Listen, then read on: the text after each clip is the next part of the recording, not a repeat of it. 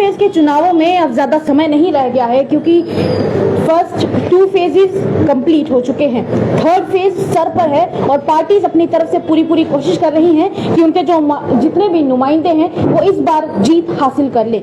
इस बार और इस वक्त मेरे साथ मौजूद हैं भानु महाजन, जो कि वर्किंग प्रेसिडेंट हैं इंडियन नेशनल कांग्रेस की।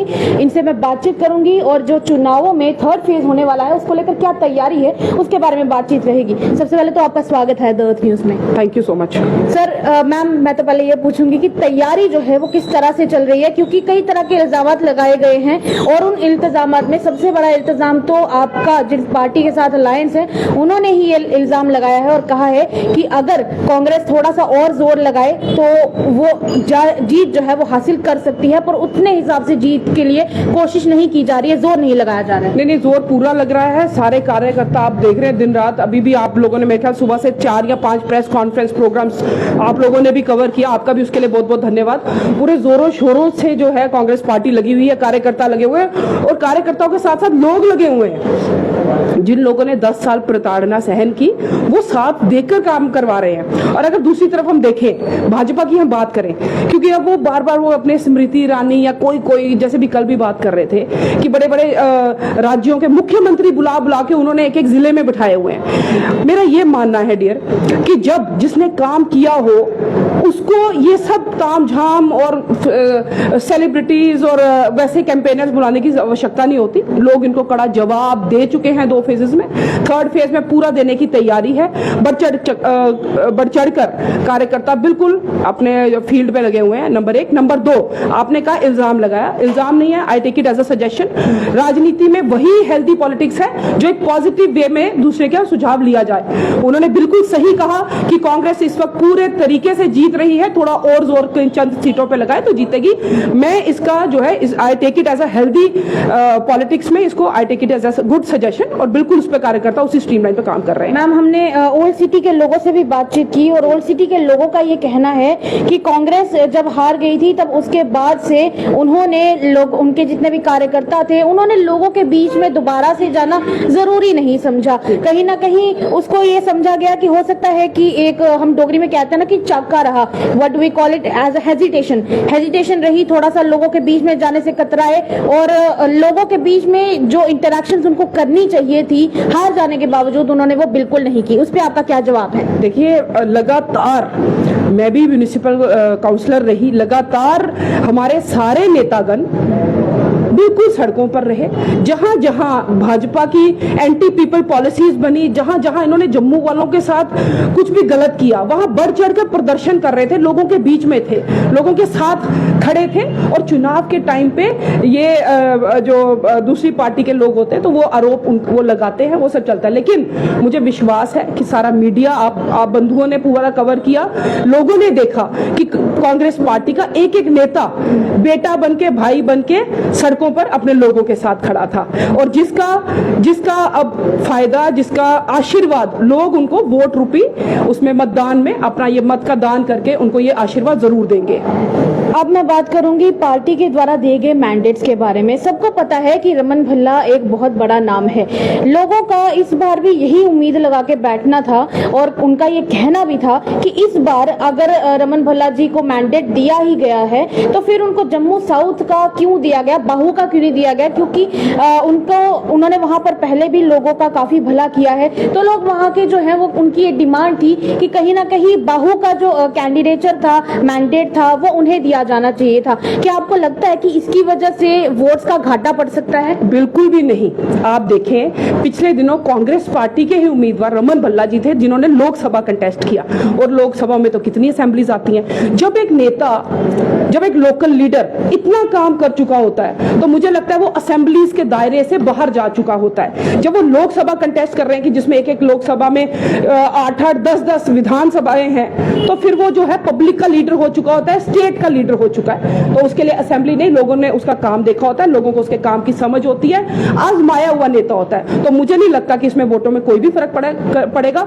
रमन भल्ला जी जम्मू के एक दिग्गज नेता हैं, उनको डेवलपमेंट पुरुष कहा जाता है, शेरे जम्मू के लोग उनको करके संबोधित करते हैं, क्योंकि जब भी जम्मू पे कोई भी संकट आए वो बढ़ चढ़कर लोगों के साथ उनके आगे खड़े थे। तो इसलिए मुझे नहीं लगता ऐसा कुछ भी फर्क पड़ेगा। वो एक मास लीडर है, स्टेट लेवल लीडर है, और लोगों ने उनका काम देखा है। तो वो विधानसभा किसी से भी खड़े हो, वो एक स्टेट लीडर है, कोई फर्क नहीं पड़ेगा, लोग उनको बढ़ चढ़कर आशीर्वाद देंगे। रमन भल्ला जी को जो कॉन्स्टिट्यूएंसी सौंपी गई है, वहां से ही एक उम्मीदवार ने ये जवाब में कहा है कि मुझे नहीं लगता कि रमन भल्ला का इस बार कोई चांस है, और जब उनसे रीजन पूछा गया तो उनका कहना था कि वो फिट नहीं है फिजिकली। तो आपको क्या लगता है कि उस पर क्या आपके विचार है, क्या जवाब है? अगर उनके हिसाब से वो फिजिकली फिट नहीं है तो मुझे तो लगता है सभी लीडर्स को उनके जैसा अनफिट होना चाहिए।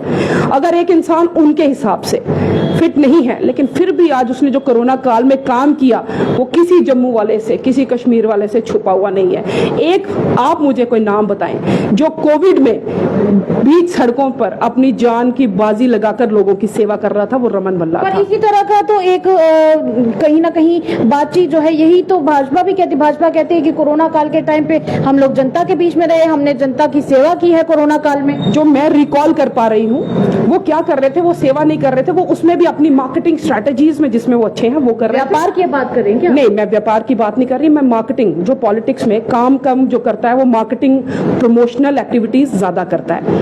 तो जो मैं रिकॉल कर पा रही हूँ, जो लोग काम कर रहे थे वो उनकी तस्वीर ले लेके उनको देने जा रहे थे, जरूर उनका पूरा वो जाता था मंडल, उनको तस्वीर देता था, फोटो खिंचवाता था, ये मैंने जरूर देखा। लेकिन अगर कोई लोगों के बीच में था, उनके दुख दर्द में उनके साथ खड़ा था, चाहे वो रूरल एरियाज था या चाहे वो अर्बन एरिया था, अर्बन एरियाज में भी हमें पता है कि अर्बन पॉवर्टी भी जो है वो भी है हमारे जम्मू में। शहरों में भी कई ऐसे लोग हैं जो बीपीएल कैटेगरी से हैं, बीपीएल नहीं भी हैं लेकिन तो भी उनके लिए 2 टाइम की रोटी भी उस टाइम पे खाना मुश्किल था।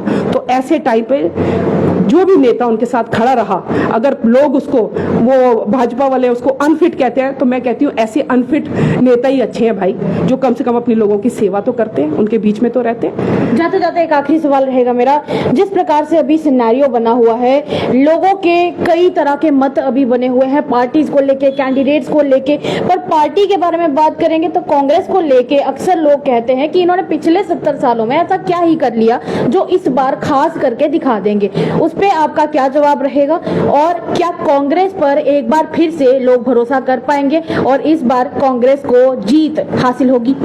देखिए, लोगों ने बड़े बढ़ चढ़कर पूर्ण बहुमत से भाजपा की सरकार बनाई, एक अपनी सेवा करने का मौका दिया इनको। इन्होंने क्लेम किया कि हम प्रधान सेवक हैं, हम सेवक बन के आपकी सेवा करेंगे। मैं पहले भी कहती हूँ कई बार कि जब सरकारें बनाई जाती हैं तो लोग पहले ज़माने चाहते हैं माई बाप सरकार, माँ प्यो सरकार। माई बाप सरकार मतलब माँ बाप सरकार, मतलब माँ बाप की तरह अपने लोगों की चिंता करने वाली सरकार। लेकिन अगर आप जम्मू देखें, हमारे जम्मू में जितने भी इन लोगों ने, चाहे वो पेंशन्स बंद की, चाहे रोजगार नहीं दिया, लेकिन उसके बदले प्रॉपर्टी टैक्स जो कि पास होना था कॉर्पोरेशन में फिर लागू होना था, लेकिन जब पास नहीं हो कर पाए, इन्होंने अनकॉन्स्टिट्यूशनल तरीके से एलजी एडमिनिस्ट्रेशन ने उसको थोपा। चाहे वो स्मार्ट मीटर से, और आपको भी पता है एक एक कूलर वाले घर के लाख लाख रुपया बिल भी आपने जम्मू में देखे। तो जहां भी window pension, old age pension, विकलांग पेंशन, डिसेबल पेंशन सब इन्होंने बंद किया। राशन डिपो से इन्होंने राशन का टेल कर दिया। जो सीनियर सिटीजन रिबेट्स थे वो इन्होंने बंद कर दिए, और स्कैम्स पे स्कैम्स। आज की डेट में बड़ा मुश्किल होता है, माँ बाप बड़ी जद्दोजहद करके ना, बड़ी मेहनत करके पैसे कमाते हैं, फिर अपने बच्चे को कोचिंग करवाते हैं बढ़िया से बढ़िया कि हमारा बच्चा जो है एंट्रेंस एग्जाम क्लियर करेगा, डॉक्टर, इंजीनियर, पायलट बन के हमारे देश की, समाज की सेवा करेगा, अपना परिवार को भी पालेगा। लेकिन जब उनकी मेहनत, बच्चा पेपर देता है, पता चलता है वो स्कैम हो गया, वो लिस्ट कैंसिल होगी, तो क्या बीतती होगी। मुझे लगता है कि राजनीति में वही नेता वोटों का हकदार है जो पब्लिक की पीड़ा को समझे। और 10 साल इनका जो कार्यकाल था वो जम्मू वालों ने देखा, तड़पते लोग, डेली वेजर्स थे, स्टूडेंट्स थे, तड़पते रहे हमारी जम्मू की सड़कों पर। इन्होंने लेकिन उनकी नहीं सुनी। और बाकी ये जो 70 साल, अभी मैं होर्डिंग्स देख रही थी तो उसमें पाकिस्तान पाकिस्तान, तो मुझे लगता है कि अब 70 साल पाकिस्तान इन सब चीज़ों को लोग समझ चुके हैं और लोगों ने इनको मौका दिया, इन्होंने वो मौका पूरे तरीके से गवा दिया, लोगों को ठगा।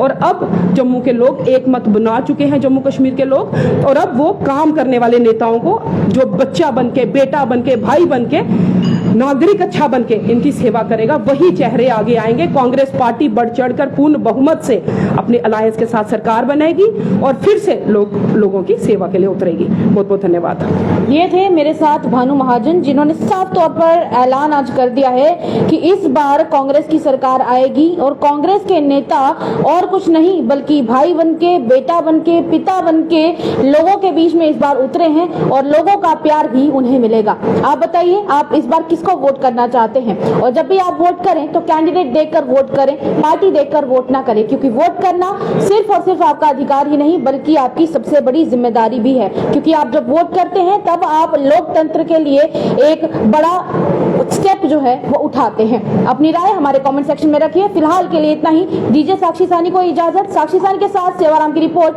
अर्थ न्यूज जम्मू।